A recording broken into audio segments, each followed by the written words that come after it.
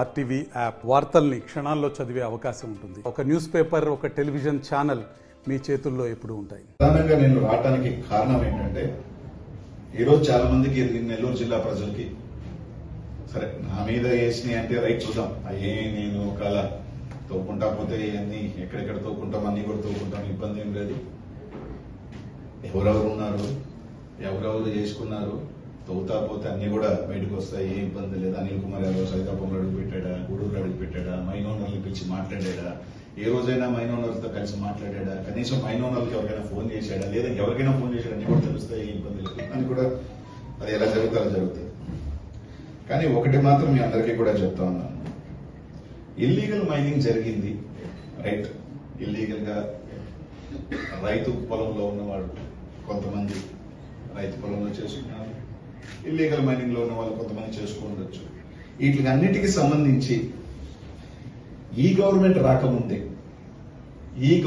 రాకముందే transition period లో, అంటే ఈ గవర్నమెంట్ ఎన్నికల నుంచి ఈ గవర్నమెంట్ లోపలే దాదాపు ఇల్లీగల్ మైనింగ్ జరిగిందని దాదాపు నాకు తెలిసి ఒక 100-150 పైనే ఆ ఫైల్స్ మీద దాదాపు 255 కోట్ల రూపాయలు ఫైన్ వేయడం జరిగింది.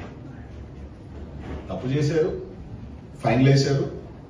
ఫైన్లు కలెక్ట్ చేసుకోవాల్సిన బాధ్యత మైనింగ్ డిపార్ట్మెంట్ ఉంటుంది. ఎందుకంటే తప్పు జరిగినప్పుడే దానికి సంబంధించిన ఈ ప్రభుత్వం వేయలేదు. ఈ ప్రభుత్వం చేయాల్సిందల్లా ఒకటి ఏంటంటే ఫైన్ కలెక్ట్ చేసుకుంటారు. 255 కోట్లు ఫైన్లు వేశారు. తర్వాత ఈ ప్రభుత్వం వచ్చిన తర్వాత మైన్స్ అన్నింటిలో కూడా ఆపివేయడం జరిగింది కొన్ని నెలల పాటు. వీటిలన్నింటి మీద ఎంక్వైరీ చేయాలా, ఇన్స్పెక్షన్ చేయాలని. సరే, ఇన్స్పెక్షన్ అన్ని చేశారు, బానే ఉంది. ఇన్స్పెక్షన్ చేసిన తర్వాత ఒక 2 నెలలు 3 నెలలు అన్ని తర్వాత ఒక రిపోర్ట్ పంపించిన తర్వాత ఆ రోజైనా ఆ మైన్స్ ని ఓపెన్ చేశారా, ఒక ఆర్డర్ రిలీజ్ చేశారు, మైన్స్ కి గైడెన్స్ చేశారు, బానే ఉంది రైట్. ఏం ఓపెన్ చేశారు? పెనాల్టీ లేని ఓపెన్ చేయాల. ఇక్కడ ఒక గమ్మత్తైన విషయం ఏంటంటే పెనాల్టీ లేని మైన్స్ ఓపెన్ చేయాల, పెనాల్టీ ఉన్న మైన్స్ ని ఓపెన్ చేశారు. సరే ఓకే, దాన్ని కూడా రకరకాల కారణాల మీద ఓపెన్ చేసుకోండొచ్చు, నేను కాదని. కానీ ఈరోజు గోవర్ధన్ రెడ్డి గారి మీద కేసు పెట్టాక ముందు ఈ జిల్లాలో ఏం జరుగుతుంది? గతంలో వైసీపీ ప్రభుత్వంలో జరిగింది అని మాట్లాడుతున్న వీళ్ళందరికీ కూడా నేను చెప్పదలుచుకుంది ఏంటంటే దాదాపు 150 నుంచి 200 మైన్లు దాకుంటే యాక్టివ్ మైన్స్ ఒక 100 మైన్స్ ఉంటాయి. ఈ 100 మైన్స్ సంబంధించి ఈ 10 నెలల్లో ఎందుకు మీరు 100 మైన్స్ ని ఓపెన్ చేయలేదు? కేవలం 30 మైన్లు మాత్రమే సెలెక్టివ్ గా ఎందుకు ఓపెన్ చేశారు అని అడుగుతా ఉన్నా. గతంలో మీరు తీసుకుంటే ప్రభుత్వానికి గండి తగిలిందని మాట్లాడుతా ఉన్నారు చాలా మంది. ప్రతి ఒక్కరూ తెలుసుకోవాల్సిందల్లా ఒక్కటే, ఏ ఒక్క టన్ను ఇక్కడి నుంచి బయటకు వెళితే ఎక్కడో దగ్గర పర్మిట్ కొట్టవలసిందే. బయటకు వెళ్లిన ప్రతి టన్నుకి ఖచ్చితంగా గవర్నమెంట్ పర్మిట్ కొట్టే ఉంటారు. ఆ లెక్కన గతంలో 150 కోట్ల దాకా గవర్నమెంట్ కి డబ్బులు వస్తే ఇప్పుడు దాదాపు 30-40 కోట్లు కూడా రాల. ఎందుకు? ఈరోజు నేను కాదు, ఇక్కడున్న పత్రికా విలేకరులు అందరూ కూడా పార్టీలకు అతీతంగా మీరు సైదాపురం, గూడూరుకి వెళ్ళండి. గతంలో మేము పుష్కలంగా ఉన్నామా, సంతోషంగా ఉన్నామా, ఎలా జరిగిందా, ఏం జరిగిందా?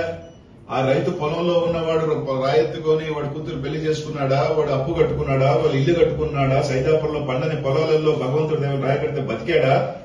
ఈ రోజు వందలాది మంది, వేలాది మంది కూలి పని చేసుకుని ప్రతిరోజు నిత్యం కలకల్లాడుతున్నారా? ఈ రోజు ఎంతమందికి పనుంది, ఎంతమంది రోడ్డు మీద పడ్డాడు, ఎంతమంది టిప్పర్ డ్రైవర్లు, మిషన్ డ్రైవర్లు పనులు లేక పరోక్షంగా ప్రత్యక్షంగా ఎన్ని వేల మంది రోడ్డును పడ్డారు 10 నెలల నుంచి అన్నది మీరు ఒక్కసారి పోయి చూడండి.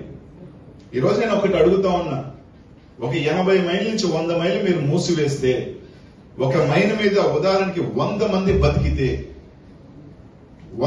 బతికితే ఆ 100 మైళ్ళ మీద 10,000 కుటుంబాలు రోడ్లు పడ్డాయి.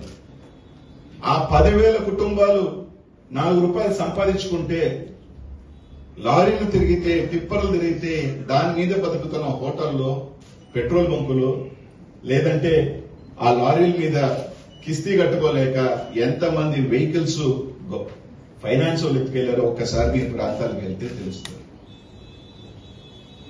ఒకసారి మీరు వెళ్ళండి. ఊరికి బురద వేయటం, నింద వేయటం. పార్టీలు అక్కడికి వెళ్ళండి. తెలుగుదేశం పార్టీ, మీ పార్టీ వాళ్ళు కూడా ఉన్నారు, వైసీపీ వాళ్ళు కూడా ఉన్నారు. లీగల్ జరిగింది, వైసీపీ జరిగింది. ఒక్కసారి లెక్కేసుకోండి. ఆడున్న రైతు తెలుగుదేశం రైతు, వైసీపీ రైతు ఉన్నాడు, తెలుగుదేశం రైతు ఉన్నాడు, ఇంకో పార్టీ అంటే ఆ రైతులు కూడా ఉన్నారు. ఆ మైన ఉన్నవాళ్ళు, చిన్న వాళ్ళు, అన్ని పార్టీలకు సంబంధించిన వాళ్ళు ఉన్నారు. అందరూ ఏదో వాళ్ళు దీనికోసమో తలా ఒక అడిగేసుకుని ముందుకు వెళ్లి చేసుకున్నారు. నేను తప్ప ఒప్ప నాకు తెలియదు. అదన్నీ ఇక్కడ తప్పు ఒప్పులు నాకు ఎప్పుడప్పుడు ఏం కనిపించవు. కొండలు గ్రావెల్ ఎత్తుకెళ్ళిపోతా ఉంటారు కనీసం డబ్బులు కట్టకుండా, అది కరెక్ట్.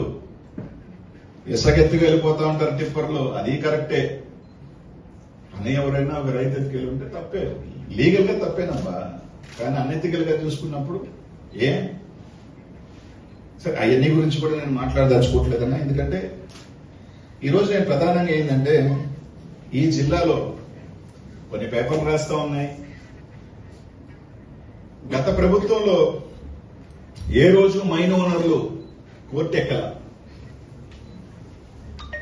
సార్ మా మైన్లు ఓపెన్ చేయండి అని కోర్టుకు వెళ్ళారు. మైన్ ఓనర్ల కోర్టుకు వెళ్ళారన్న. కోర్టు ఏమిచ్చింది? జనవరిలో కోర్టుకు వెళ్తే ఫిబ్రవరి 10వ తేదీ కల్లా మీరు యాక్షన్ తీసుకొని ఏమన్నా అంటే ఓపెన్ చేయండి అంటే అదిగో ఇదిగో అన్నారు. లాస్ట్ కి మైన్ ఓనర్లు కంటెంప్ట్కి వెళ్ళారు.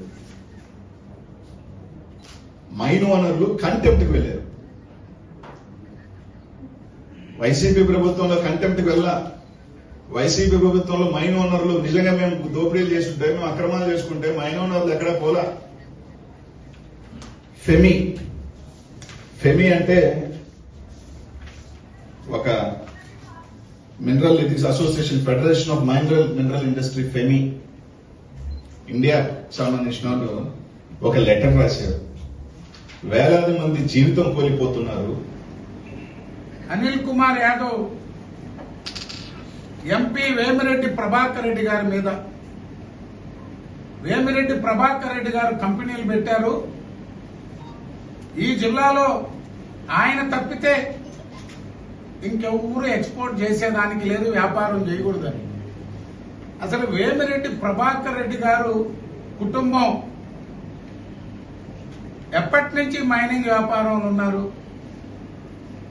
వాళ్ళ తండ్రి వేమిరెడ్డి కోటారెడ్డి గారు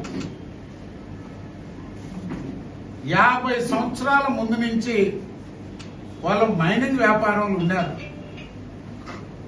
6 మైన్లు బత్తలపల్లి, అమ్మవారిపాలెం, బాటా గని, బాలదుర్గా గని, జానకిరామ, తూరుపుకొండల మైన్. వైఎస్ జగన్మోహన్ రెడ్డి కాదు, వైఎస్ జగన్మోహన్ రెడ్డి తాత రాజారెడ్డి వేమిరెడ్డి ప్రభాకర్ రెడ్డి కుటుంబం నుంచి మైన్ కొనుక్కున్నాడు. జగన్మోహన్ రెడ్డి రాజశేఖర రెడ్డి కాదు, జగన్మోహన్ రెడ్డి తాత వైఎస్ రాజారెడ్డి వేమిరెడ్డి ప్రభాకర్ రెడ్డి తండ్రి దగ్గర, వేమిరెడ్డి కోటారెడ్డి గారి దగ్గర మైన్లు కొనుక్కొని మైనింగ్ చేసిన పరిస్థితి. అంటే దాన్ని బట్టి ఆలోచించండి ఎన్ని సంవత్సరాలు. 50 సంవత్సరాలకు పైగా ఈ జిల్లాలో అనేక ప్రాంతాల్లో మైనింగ్ గనుల వ్యాపారం చేసిన కుటుంబం వేమిరెడ్డి కుటుంబం. ఎప్పుడు వదులుకున్నాడు ఆయన వ్యాపారాలన్నీ? 10 సంవత్సరాల క్రితం మొత్తం ఉన్న మైనింగ్ వ్యాపారాలన్నీ, ఉన్న మైన్స్ అన్ని అమ్మేశాడు ప్రభాకర్ రెడ్డి గారు. ఆయన ఏమన్నా మైనింగ్ కొత్తగా ఏమన్నా వచ్చాడా? భారతదేశం అంతా మైనింగ్ చేస్తున్నాడు ఆయన. ఇండోనేషియాలో చేస్తున్నాడు, ఆఫ్రికాలో చేస్తున్నాడు. ఆయన వృత్తే మైనింగ్ 35 సంవత్సరాలు 1991 నుంచి వేమిరెడ్డి ప్రభాకర్ రెడ్డి గారు మైనింగ్ వ్యాపారంలో ఉన్నాడు. ఆయనకి ఇప్పుడేంది, అనిల్ కుమార్ యాదవ్ పుట్టడానికి 10 సంవత్సరాల ముందే వాళ్ళ కుటుంబం మైనింగ్ వ్యాపారంలో ఉంది. సో నిన్న ఆయన 2 కంపెనీల పేర్లు బయట పెట్టాడు. లక్ష్మీ క్వాడ్జ్, అదేమన్నా డాక్యుమెంట్ ఎక్కడైనా దొరకద్ది, మంచిదే.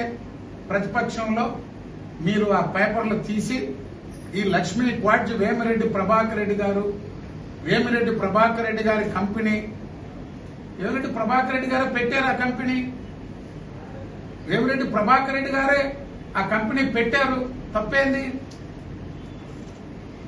వేమిరెడ్డి ప్రభాకర్ రెడ్డి గారు ఆ కంపెనీ పెట్టారు. వేమిరెడ్డి ప్రభాకర్ రెడ్డి గారు ఇక్కడ దొరుకుతున్నటువంటి ఖనిజాలతో ఓ ఫ్యాక్టరీ పెట్టాలని ఆ కంపెనీ పెట్టాడు. భారతదేశం అంతా ఈరోజు అనేక రాష్ట్ర ప్రభుత్వాలు, ప్రత్యేకించి కేంద్ర ప్రభుత్వం పరిశ్రమలు ప్రోత్సహించడంలో భాగంగా semi conductors, solar panels, solar tubes అన్ని ఇతర దేశాల మీద ఒక్క మన రాష్ట్రంలో 1000 మెగావాట్ల సోలార్ ప్రాజెక్టులు వస్తున్నాయి. కానీ ప్రతిదీ చైనా మీద ఆధారపడాలి, ప్రతిదీ చైనా దయాదాక్షిణాల మీద ఇక్కడ ప్రాజెక్టులు నడవాలి. కేంద్ర ప్రభుత్వం ఓ పథకం తీసుకొచ్చింది. ఆ పథకంలో భాగంగా ఈరోజు అనేక రాష్ట్ర ప్రభుత్వాలు కేంద్ర ప్రభుత్వం ఇచ్చే ప్రోత్సాహకాలు, ఇన్సెంటివ్స్ తీసుకొని పోటీ పడుతున్నాయి. ఇక్కడ మనకి దొరుకుతున్నటువంటి 1-2 పదార్థాలు ఆ ప్యానల్స్ కి, ఆ ట్యూబ్స్ కి ఉపయోగపడేటువంటి 99% ప్యూరిటీ ఉండాలి. ఆ పరిశ్రమ ఏర్పాటు కోసం ఆయన కంపెనీ పెట్టుకున్నాడు. దానికి ఒక ప్రయత్నం చేస్తున్నారు. ఇక్కడ ఉన్నటువంటి ఎక్స్పోర్ట్ చేసేటువంటి మెటీరియల్ తో దానికి టెక్నాలజీ కావాలి, 100 కోట్ల పెట్టుబడి పెట్టాలి, ఆ పరిశ్రమ రావాలి. ఇక్కడ ఉన్నటువంటి రా మెటీరియల్ ఇక్కడ అవైలబిలిటీ ఉంది. ఒక ప్రయత్నం చేస్తున్నారు. దాంట్లో వచ్చిన నష్టమైంది. ఆయన ఏమన్నా ఇక్కడ అదానీనో, అంబానీనో, టాటానో, బిర్లానో లేకపోతే ఇంకెవరైనా కంపెనీలు గతంలో ఎక్స్పోర్ట్ చేస్తుండి వాళ్ళ ఎక్స్పోర్ట్ ఏమన్నా ఆపి ఈయనేమన్నా ఆడ ఆలు లేదు, చూడలేదు, ఫ్యాక్టరీ కట్టలేదు. ప్రయత్నం చేసే తొలి దశలోనే లేనిపోని విమర్శలు తెలియకుండా ఎట్టుంటాయి? ఎవరు మీలో ఎవరు నొక్కినా తెలుసద్దు అది. ఆ కంపెనీ పేరు, ఆ ఇది. దానికి వేమిరెడ్డి ప్రభాకర్ రెడ్డి గారు దోపిడీ. ఆయన ఒక ప్రయత్నం చేస్తున్నాడు. కేంద్ర ప్రభుత్వం, రాష్ట్ర ప్రభుత్వం యొక్క ఆలోచనలకు తగ్గట్టుగా మైనింగ్ డిమాండ్ ఎందుకు పడిపోయింది? గత ప్రభుత్వంలో భారీగా ఎక్స్పోర్ట్ అయింది, ఇప్పుడు కావట్లేదు. దానికి కారకులు ఎవరు? కాకాణి గోవర్ధన్ రెడ్డి, అనిల్ కుమార్ యాదవ్ కాదా? ఎవరిని పడితే వాళ్ళని లోటస్ పాండ్ కోసం చెత్త చెదారం అడవుల్లో దొరికింది, ఫారెస్ట్ లో దొరికింది, పొలాల్లో దొరికింది మొత్తం చైనాలో డంప్ చేసి ఈరోజు చైనాలో ఫ్యాక్టరీలు ఎందుకు మూసేశారు? చైనా నుంచి ఎవరు కొనేదానికి ఎందుకు రావట్లేదు? దానికి ప్రధాన కారకులు ఈ 2 మాజీ మంత్రులు కాదా అని నేను అడుగుతున్నాను. మరిన్ని వీడియోస్ కోసం ఛానల్ ని సబ్స్క్రైబ్ చేయండి, లేటెస్ట్ అప్డేట్స్ కోసం వాట్సాప్ ఛానల్ ని ఫాలో చేయండి అండ్ లింక్ డిస్క్రిప్షన్ లో ఉంది.